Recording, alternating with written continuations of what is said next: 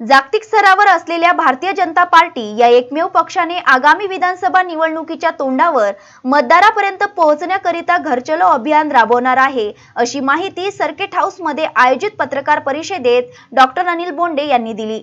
या घर चलो अभियानाची सुरुवात शनिवार 5 ऑक्टोबर पासून झाली आहे। 5, 6, 7 ऑक्टोबरला शक्ती केंद्र प्रमुखाने बैठक का घेण्यात येणार आहे। 70 शक्ती केंद्र प्रमुख एका मतदारसंघात आहेत। एका शक्ती केंद्र प्रमुखाकडे 5 बूथची जबाबदारी देण्यात आली आहे। या सर्व प्रमुखाने महायुती सरकारच्या विविध कल्याणकारी योजनांची माहिती देण्याचे काम दिले जाणार आहे। 8-9 तारखेला अभियानाअंतर्गत प्रत्येक प्रमुखाच्या घरी महासंपर्क अभियान राबविण्यात येत आहे। 10-11 तारखेला प्रमुखाच्या घरी जाऊन बैठक घेतल्या जातील।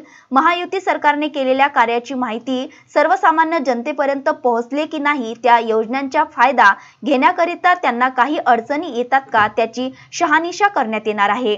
सर्व समाज घटकांकरिता विविध योजना तयार केल्या आहेत। मराठा समाजाकरिता सारथी व मातंग समाजाकरिता आरटीची स्थापना केली आहे। खाटीक समाजाकरिता व बारी समाजाकरिता महामंडळ निर्माण केलेले आहेत। प्रत्येक समाज घटकांचा विकासाकरिता माहिती सरकार काम करीत आहे। 12 बुलतेदार व 18 अलुतेदार समाजांसाठी महायुती काम करीत आहे। जिल्ह्यातील लाखो लाडक्या बहिणींना माहिती सरकारने 1500 रुपये महिना मिळवून दिला आहे। त्याला विरोधक नात्या कारणांवरून विरोध करीत आहेत। लाडक्या बहिणींनी आपला भाऊ मुख्यमंत्री झाला तर काय करू शकतो हे लक्षात घेऊन तेथे विधानसभा निवडणुकीत महायुती सरकारला निवडून द्यावे, असे आवाहन डॉक्टर अनिल बोंडे यांनी केले। नमस्कार आणि सर्वांना येणाऱ्या दसरा आणि दिवाळीच्या मनपूर्वक शुभेच्छा आणि आपल्या मार्फत आपल्या प्रेक्षकांना, आपल्या वाचकांना सुद्धा मनपूर्वक शुभेच्छा।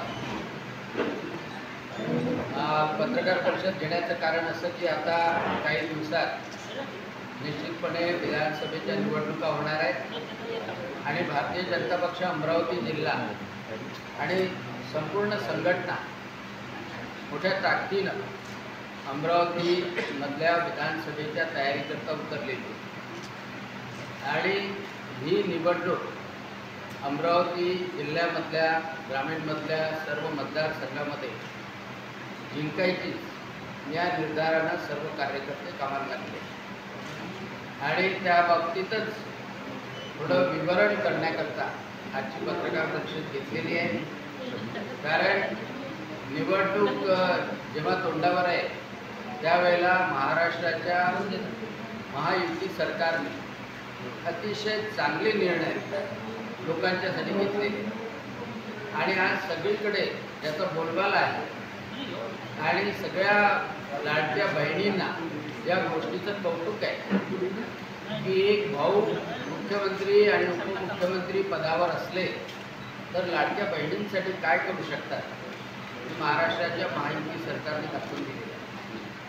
म्हणजे 1 नव्हे 2 नव्हे तर 3 हप्ते लाडक्या बहिणींच्या खात्यामध्ये आतापर्यंत गेलेले आहेत आणि आम्ही भारतीय जनता पक्षातर्फे आतापर्यंत 49 लाडक्या बहिणींचे मेळावे घेतले। ते दिवसा मतदारसंघात असो, अचलपूर असो, मेळघाट असो, धामणगाव असो किंवा दर्यापूर मतदारसंघात असो, या सगळ्या मोर्शीवरून असो, या सगळ्या मतदारसंघात लाडक्या बहिणींचे मेळावे झाले आणि साधारणतः 1 लाख लाडक्या बहिणींपर्यंत भारतीय जनता पक्ष प्रत्यक्षरित्या पोहोचला। म्हणजे अमरावती जिल्ह्यामधून साधारणतः 3.5 लाख बहिणींना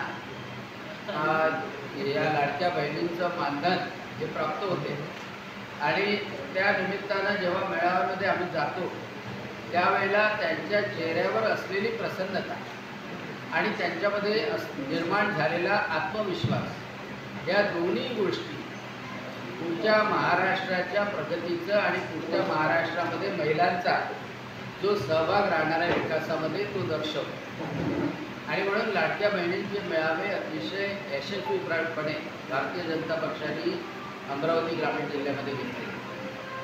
आता आम्ही 5 तारखेपासून म्हणजे आजपासून कार्यक्रम सुरू केलेला आहे आणि या कार्यक्रमाचं वैशिष्ट्य म्हणजे 5, 6, 7 इथे शक्ती केंद्र प्रमुखांच्या बैठका घेतल्या जाणार आहेत।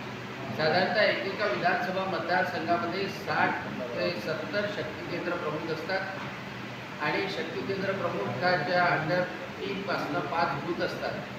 तिथल्या सगळ्या कार्यकर्त्यांना बोलावून त्यांच्याशी संवाद साधणे आणि महाराष्ट्र सरकारने ज्या ज्या योजना केलेल्या आहेत त्याबद्दल माहिती देणे आणि त्यासोबतच आपली जी पूर्वतयारी आहे, संघटनात्मक बांधणी आहे, त्याची तपासणी करणे. या सर्व गोष्टी 6, 7, 8 तारखेला केल्या जाणार, 5, 6, 7ला केल्या जाणार आणि त्यानंतर 8 आणि 9ला घर चलो अभियान, प्रत्येकाच्या घरापर्यंत महाजनसंपर्क अभियान हे सुरू राहणार आहे आणि 10 आणि 11ला बूथ प्रमुखांच्या घरी जाऊन बूथ प्रमुखांच्या घरी बैठका घेतल्या जातील आणि निवडणुकीच्या तोंडावर निवडणुकीसाठी कशी तयारी करायची हे सुद्धा पाहिलं जाईल.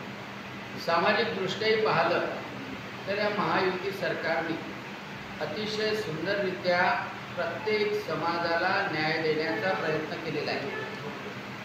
आपल्याला माहीत आहे की मराठा समाजाकरता साक्षी आहे, मातंग समाजाकरता बार्टी आहे आणि त्याच धर्तीवर अनेक महामंडळं त्या आर्थिक विकास महामंडळाच्या दृष्टीनं निर्माण केलेले आहे. आताच्या कालच्या मंत्रिमंडळाच्या निर्णयामध्ये खाटी समाजाच्या आर्थिक उन्नतीकरता महामंडळसुद्धा घोषित करण्यात आले. याच्या अगोदरच आपल्याला माहीत आहे की बारी समाज जो विदर्भात प्रामुख्याने आहे, बारी समाजाच्या उन्नतीकरता आर्थिक महामंडळ निर्माण करण्यात आलं आणि त्यांच्या संतांची कर्मभूमी जी आहे अंजनगाव सुरती, इथे सुद्धा विकास करण्याचं प्रावधान करण्यात आलं. तेली समाजाचंही महामंडळ निर्माण करण्यात आलेलं आहे. काल मत्स्य विकास महामंडळ, आर्थिक विकास महामंडळसुद्धा करण्यात आलं.